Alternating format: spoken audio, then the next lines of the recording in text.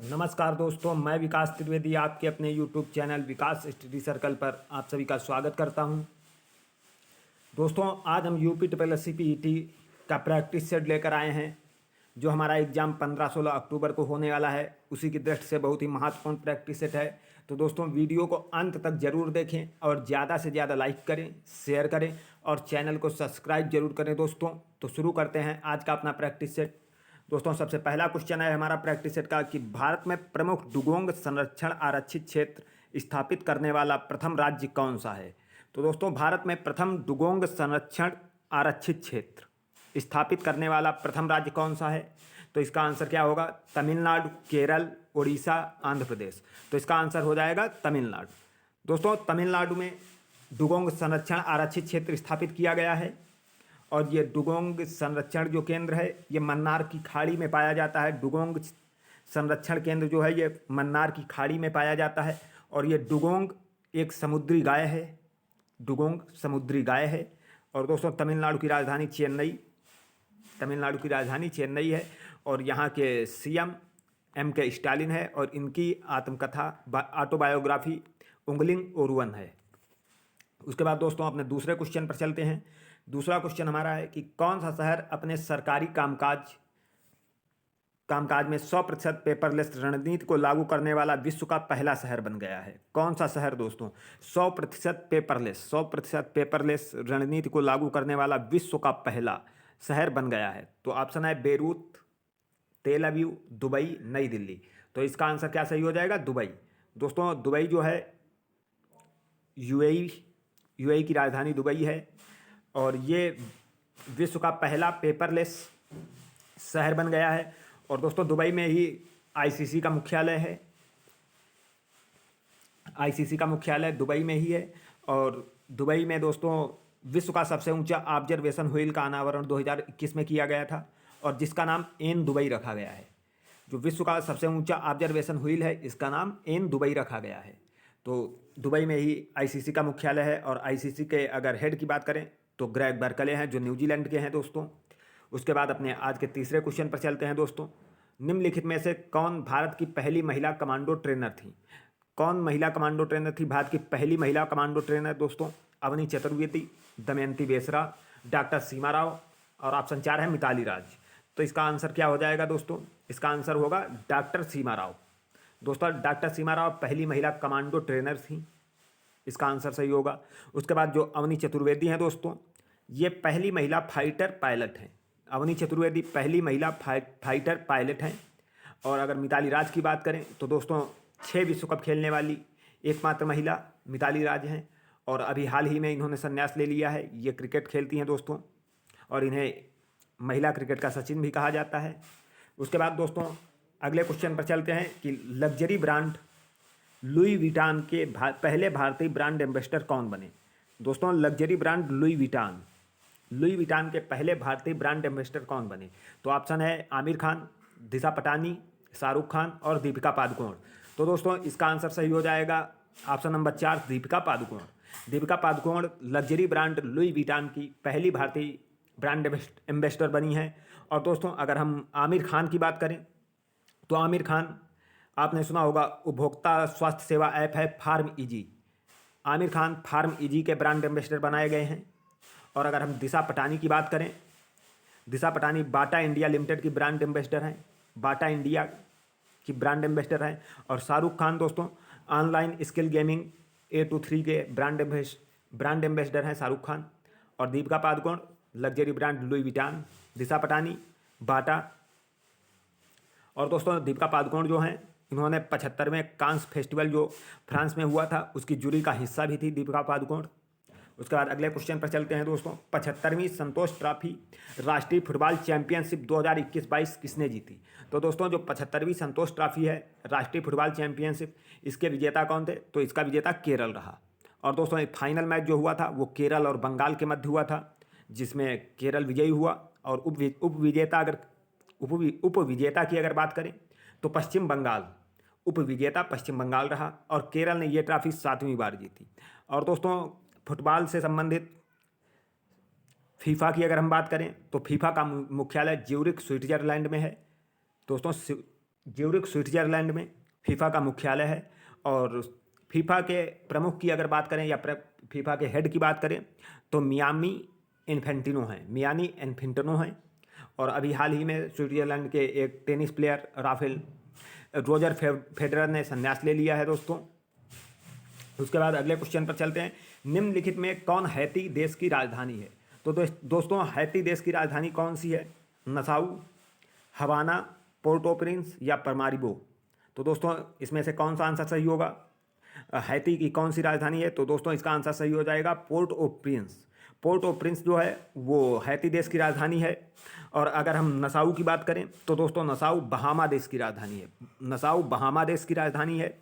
और अगर हवाना की बात करें तो क्यूबा देश की राजधानी हवाना है। क्यूबा दोस्तों, क्यूबा देश की राजधानी हवाना है। और पैरामारिबो दोस्तों ये सूरीनाम की राजधानी है। पैरामारिबो सूरीनाम की राजधानी है। उसके बाद हम अगले क्वेश्चन पर चलते हैं दोस्तों। अगला क्वेश्चन हमारा है कि गुजरात राज्य का गठन किस वर्ष हुआ है? तो दोस्तों इसका आंसर क्या होगा कि गुजरात राज्य का गठन किस वर्ष हुआ है? ऑप्शन है 1965, ऑप्शन 2 1960 और ऑप्शन 3 हमारा है 1961 और ऑप्शन 4 1968। तो दोस्तों गुजरात राज्य का गठन 1960 को हुआ। दोस्तों 1 मई 1960 को 1 मई 1960 को बॉम्बे राज्य जो था दोस्तों, बॉम्बे राज्य को अलग किया गया और बॉम्बे राज्य से महाराष्ट्र और गुजरात 2 राज्य बनाए गए।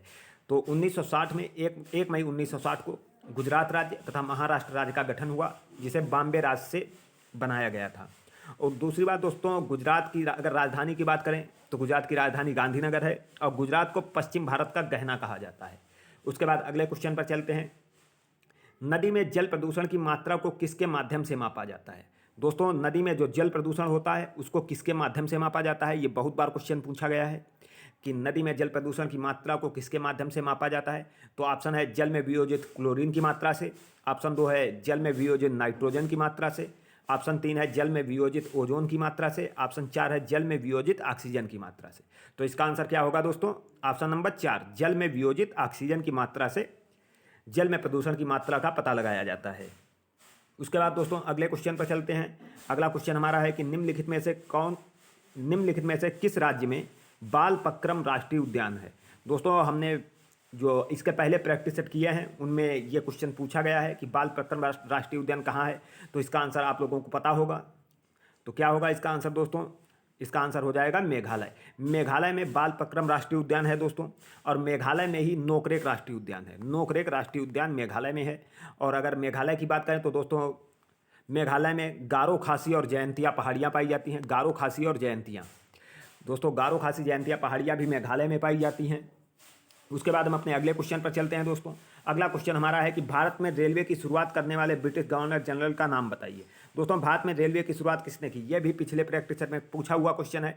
तो इसका आंसर आपको पता होगा, लॉर्ड डलहौजी। दोस्तों लॉर्ड डलहौजी को आधुनिक भारत का जनक भी कहा जाता है। और अगर हेस्टिंग्स की बात करें तो दोस्तों ये ब्रिटिश भारत का पहला गवर्नर जनरल था और एकमात्र ऐसा गवर्नर जनरल जिस पर महाभियोग चलाया गया था। लॉर्ड हेस्टिंग एक मात्र ऐसा गवर्नर जनरल है जिस पर महाभियोग चलाया गया था। उसके बाद दोस्तों अगले क्वेश्चन पर चलते हैं। अगला क्वेश्चन हमारा है जीवक किसका राज्यवैद्य था? तो दोस्तों जीवक किसका राज्यवैद्य था? कनिष्क, समुद्रगुप्त, चंद्रगुप्त, बिंबिसार। तो दोस्तों इसका आंसर हो जाएगा बिंबिसार। बिंबिसार का राज्यवैद्य जीवक था। और अगर हम दोस्तों कनिष्क की बात करें तो कनिष्क का राज्यवैद्य चरक था। उसके बाद दोस्तों समुद्रगुप्त में हरिसेन और बिंबिसार का राज्यवैद्य जीवक था। उसके बाद दोस्तों अगले क्वेश्चन पर चलते हैं। समाचार पत्र इंडियन ओपिनियन के संस्थापक कौन थे? दोस्तों जो इंडियन ओपिनियन समाचार पत्र है इसके संस्थापक कौन थे? महात्मा गांधी, गोपाल कृष्ण गोखले, राजा राम मोहन राय, स्वामी दयानंद सरस्वती। तो दोस्तों इसका आंसर हो जाएगा महात्मा गांधी। दोस्तों आप लोग जानते हैं कि महात्मा गांधी ने इंडियन ओपिनियन, हरिजन और नवजीवन ये इन 3 पत्रों का संपादन किया था। और अगर राजा राम मोहन राय की बात करी तो राजा राम मोहन राय ने ब्रह्म समाज की स्थापना की थी और स्वामी दयानंद सरस्वती ने आर्य समाज की स्थापना की थी दोस्तों। आर्य समाज की स्थापना 1975 में की गई थी और ब्रह्म समाज की स्थापना 1928 में की गई थी दोस्तों। तो उसके बाद अगले क्वेश्चन पर चलते हैं। अगला क्वेश्चन हमारा है कि सलाल परियोजना किस नदी पर है? दोस्तों ये क्वेश्चन बहुत बार पूछा गया है परीक्षाओं में और जितने भी प्रैक्टिस सेट हमने कराए हैं उनमें भी ये क्वेश्चन आया है कि सलाल परियोजना किस नदी पर है। और हमने एक एक क्लास में सभी परियोजनाएं पढ़ाई थी आपको कि सलाल परियोजना चिनाब नदी पर है। अगर चिनाब नदी की बात करें तो दोस्तों सबसे ज़्यादा चिनाब नदी पर परियोजनाएं पूछी जाती हैं। बागलिहार परियोजना चिनाब नदी पर है, दुलहस्ती परियोजना चिनाब नदी पर है दोस्तों, और सलाल परियोजना भी चिनाब नदी पर है। अगर हम झेलम नदी की बात करें तो दोस्तों तुलबुल परियोजना झेलम नदी पर है। उसके बाद हम अपने अगले क्वेश्चन पर चलते हैं दोस्तों, जो आज का हमारा अंतिम क्वेश्चन है। 1887 ईस्वी में भारतीय राष्ट्रीय कांग्रेस के अध्यक्ष कौन थे? तो दोस्तों 1887 ईस्वी में भारतीय राष्ट्रीय कांग्रेस के अध्यक्ष कौन थे? तो इसका आंसर क्या होगा? दादा भाई नौरोजी, WC बनर्जी, बदरुद्दीन तैयब या सुरेंद्रनाथ बनर्जी? तो दोस्तों इसका आंसर हो जाएगा बदरुद्दीन तैयब। और 1887 में दोस्तों कांग्रेस का ये तीसरा अधिवेशन था, थर्ड अधिवेशन था। तो और इसके बदरुद्दीन तैयब जी ने इसकी अध्यक्षता की थी। और दोस्तों ये पहले मुस्लिम ऐसे थे जिन्होंने पहले मुस्लिम अध्यक्ष थे। और अगर हम दादा भाई नौरोजी की बात करें दोस्तों, दादा भाई नौरोजी UP SSC PET के अध्यक्ष बहुत ही इंपॉर्टेंट हैं। इनसे बहुत ज़्यादा क्वेश्चन भी पूछे जाते हैं। पिछली बार इनसे क्वेश्चन आया था कि grand old man of India किसे कहा जाता है? तो दादा भाई नौरोजी। और इन्होंने दोस्तों 1896 के कलकत्ता अधिवेशन की अध्यक्षता की थी। और ये पहले पारसी थे जिन्होंने भारतीय राष्ट्रीय कांग्रेस की अध्यक्षता की थी, और 1896 के कलकत्ता अधिवेशन में। उसके बाद अगर WC बनर्जी की बात करें तो इन्होंने दोस्तों 1885 में कांग्रेस के अधिवेशन की अध्यक्षता की थी। और सुरेंद्रनाथ बनर्जी दोस्तों इन्होंने 2 अधिवेशनों की अध्यक्षता की है, एक 1895 में पूना अधिवेशन और उसके बाद 1902 में अहमदाबाद अधिवेशन। तो दोस्तों मिलते हैं अगले प्रैक्टिस क्वेश्चनों के साथ में। तब तक के लिए धन्यवाद। जय हिंद।